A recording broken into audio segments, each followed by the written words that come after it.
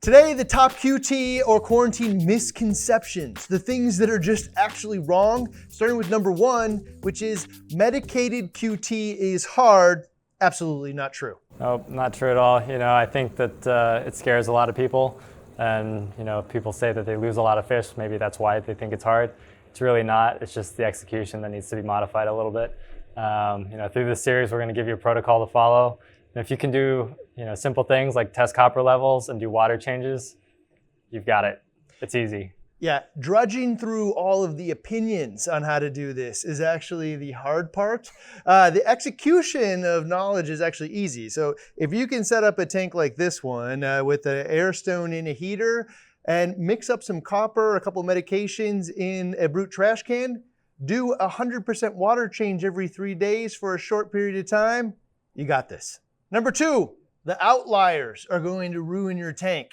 Just don't get hung up on the outliers. This is for the scientific community. Yeah, we're going for that 80%, is going to be successful. 20%, might feel differently, but the majority of the people, this is going to help. And, it's the majority that we're striving for. This is really hard, actually, even for Elliot when we talk about it, because it's the edge cases where the scientific community gets hung up on. Yeah. But who we're actually speaking to is the home hobbyist who wants an easy path to the most success possible. We call it the 80-20, meaning 80% of the benefit, 20% of the effort. Number three, there is a best way. Not true. And there's a lot of ways to achieve clean, healthy fish. The way that I like to think about it is you have a fish in its pure form, fish only, no parasites, no bacteria, no nothing. And what you're really trying to do is just separate the two. I try to think about it like you are putting a buffer in between the fish and the parasite, and whether that's actually physically moving the fish with tank transfer, or it's using chemicals like copper to prevent that parasite from reattaching to the fish.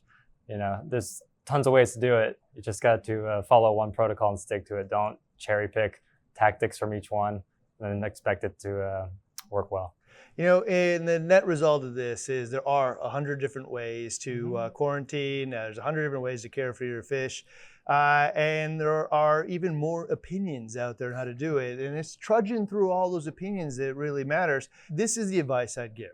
Pick a doctor that shares your values, because what you're doing really is picking a fish doctor, in this case, that shares your values and does this for a living every day. Like, I listen to my doctor because he treats people every day. I wouldn't necessarily want one that does it from his living room. That hasn't actually seen a patient in a long time. So the people, and I'm just going to say it, I've chosen Elliot as my doctor here because he takes care of fish every single day for a living, losing them. I hate to say it this way, but this loses profitability. There's no business if you do this poorly. And a lot of the other people that I've sought out actually haven't quarantined a fish in months. They're not actively seeking out new and better ways. I can talk to Elliot and he will think about my opinion on this, which is I'm looking for that 80-20 here. I'm looking for a reasonable path that we can suggest to other people, not one that covers our butts on every last edge case. Number four, QT means the same thing to everyone, doesn't it? It doesn't. Nope, not at all. Anytime you buy fish that are quarantined, try to figure out what that means. Some places that means that they observed the fish. Some places it means that they medicated the fish. If they did medicate the fish, what did they do? What was their protocol like? Try to figure out how that fish has been treated, because I know some people will say, we held this fish for 30 days in copper, but when you find out that the level of copper was subtherapeutic, and then you have a velvet or ick outbreak, well, that fish wasn't really quarantined, you were just masking the symptoms. So the answer is not only at the store, the quarantine can be different. It could be a 3-day quarantine, it could be 30 days, it could be medicated, it couldn't be. But the only way you'll really know is if you ask. And so ask the store that you're buying for what it means, and I trust them that it's working for them until they give me reason to believe that it doesn't. And when you're having those conversations online, recognize everybody who's talking about quarantine is almost always talking about something totally different and non-inclusive. So, you have to dig in a little bit deeper and find out what people really mean when they say QT. Number 5, visual QT has no value. Untrue. Yeah, I mean, when we described all those non-infection type of symptoms for fish, the fish is tired, stuff like that, when it's compromised, those are the type of things that you'll find out if the fish is carrying something. Doing visual just to see, it's always better than not doing anything at all, because like we said in the previous episode, if you bought a fish and then 3 days later it turned out to have velvet, wouldn't it be a lot better that it had velvet in the observation tank than it did in your display? So here's the reality of it is if you're asking somebody to do a medicated QT at the store, you will probably know that they actually did it from one discernible factor. It cost 3 times as much as if they didn't. They had to hold on to that fish for as long as a month in many cases to actually perform that process properly. Yeah. So if it doesn't cost 3 times as much, it probably wasn't done that way. Yeah. But there is value in visual QT when I want to keep the prices down, and especially if I'm going to do that QT at my own house. I'm going to do the medicated QT because there is a difference between seeing a fish that is in a community tank and just doesn't look good, between one that was actually isolated in its own tank, has been sitting there for a week or 2 and still looks healthy, active, doesn't have any of the signs of the fin issues or the cloudy eyes. Visual QT does have some value, not the gold standard, million miles from that, but it is better than nothing. Number 6, it isn't worth the time to perform a medicated QT if I don't do it on every last fish or if I didn't do it on the previous ones. Untrue. Yeah, I mean, you could have a tank, and when, let's say, you first set it up, you notice you had ick, there's ick in the tank, you're practicing ick management, that's great. That's no reason that you shouldn't do it, because what you don't want is to also then put velvet or brook or uranema or flukes in there, It's a game of preventing loss at all avenues. You said it perfect. Just because I have flukes or just because I have ick does not mean I want velvet. Does not mean that I want brook. And you can solve this. It's all a numbers game. Everything less than perfect reduces the chances of success, but that doesn't mean that it ensures failure. And in fact, I see this debate happen all the time, which is basically that if you're not going to do it from the beginning, you might as well not do it at all. Or if you didn't do it already, you're doomed. Don't bother with it anymore.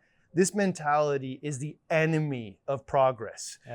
If you want to do better, start today and we can work from there. Yep. I mean, I think the gold standard should definitely be, let's aim for eradication. But if we end up doing management, it's still better than nothing at all. Number 7, closely related to that, medicated QT isn't worth my time if I didn't QT every last coral or if I'm unwilling to do it in the future. Untrue. Yeah, it's a numbers game. The corals, they're significantly less likely to hold fish parasites, but it's still possible. I always tell people anytime anything's wet and it's coming from another system, there's a chance for bringing parasites in there. But the more that you're doing and the more that you can do towards eradication, the better. If you only do it with zoanthids, because they're easy to QT, then you don't do it with SPS, it's still better than doing nothing. To say that it's not worth doing unless you quarantine every coral, again, man, is the enemy of progress. The goal of progress is actually just to do it better than we were doing it yesterday. Put one foot in front of the other one. I often think of this as every time I go see my doctor, he tells me, stop eating all the pizza, get on the treadmill for 3 hours a day, lift weights, do all that stuff. But he'd actually just be happy if I got on the treadmill for a half hour and limited pizza to twice a week. So, that is the goal. We need to find progress, stop being the enemy of that, and help people find just another step forward with the goal of best practice in the end. Number 8, a properly medicated quarantined fish won't get sick in my tank. Untrue, sad as it is. Yeah, unfortunately, the reality is that fish that go through quarantine, it doesn't really matter if it's already in the display tank. They're just as susceptible, if not more. A lot of the times we use medications that will unfortunately suppress fish's immune system, which if you have an active outbreak, that fish is a lot more likely to actually get sick. But this is again where we're aiming for eradication, as being the gold standard, and we're doing all the management things in the interim to kind of better our odds.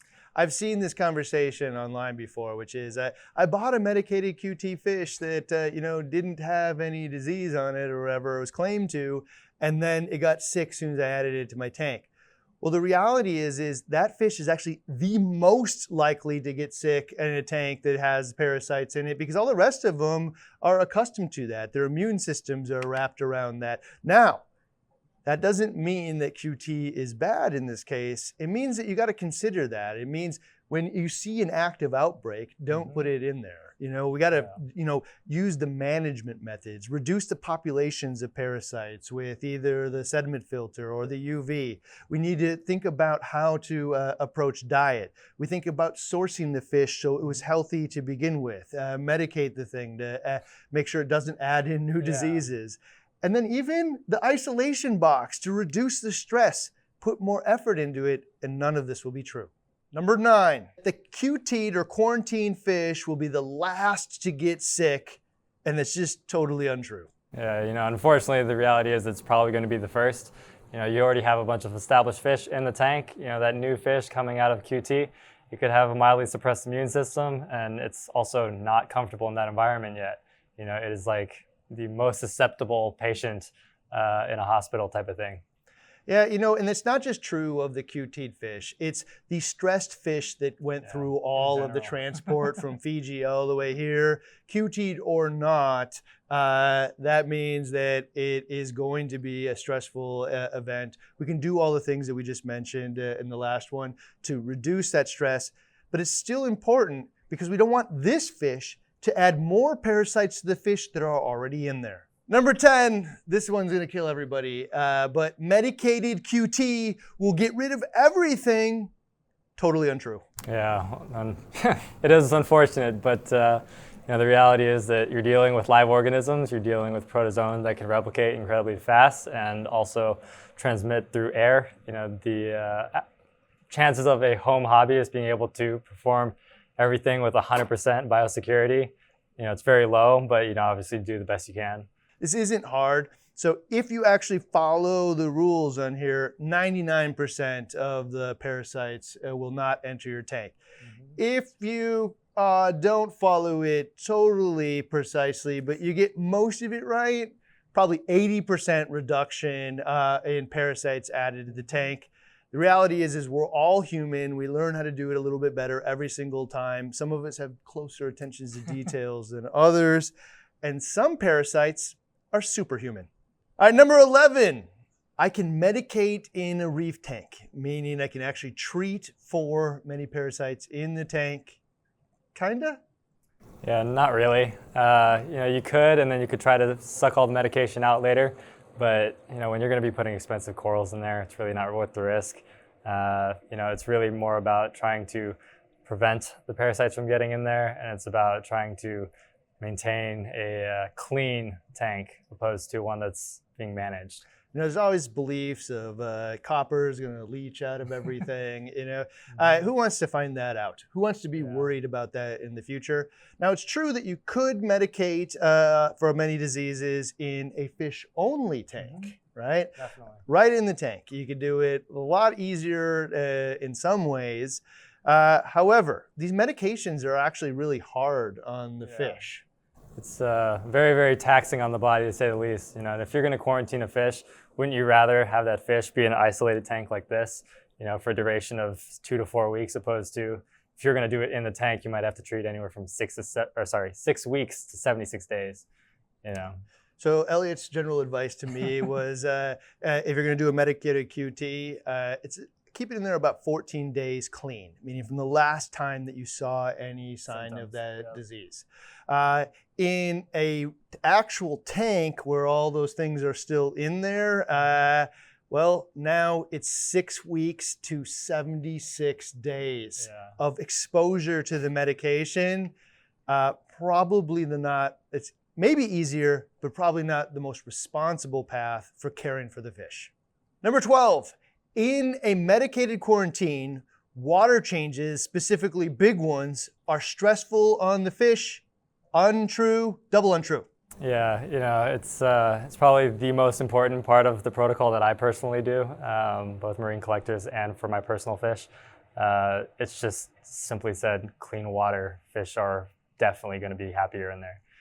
It's not just ammonia. You're worried about stress hormone. You're worried about all of the unmeasurable things that are building up in the water. Just because you don't have ammonia doesn't mean that the water's not dirty. And fish feel that, which adds stress, which a lot of time will lead them to be compromised and not do well in quarantine. The concept of like, okay, well, I've got the quarantine tank, we'll change out 25% of the water once a week. It's inadequate and it's the wrong way to do it. Yeah, 25% means that 75% is still there. Yeah. So the method that you're going to see here that he shared with us is that it's based almost on 100% water changes, or as much as you can get out of there. Now, I think the mentality on this is based on, this thought process of stability and small changes over time and all that kind of thing. Mm-hmm. And I don't disagree with that. And that's why you would make sure that the water is actually the same salt water that you mixed up. You mix up one single batch for this whole process. You add in the copper and the medication. It's the same medication in there as it's in the tank. You get the right temperature. Yep. And the 100% water change is the water that was in there without all the stress hormone and toxins and ammonia. So clean, healthy water, the heart of all of this. Next, eradication, the gold standard, the piece that everyone talks about in the playlist right here. That's what's coming up.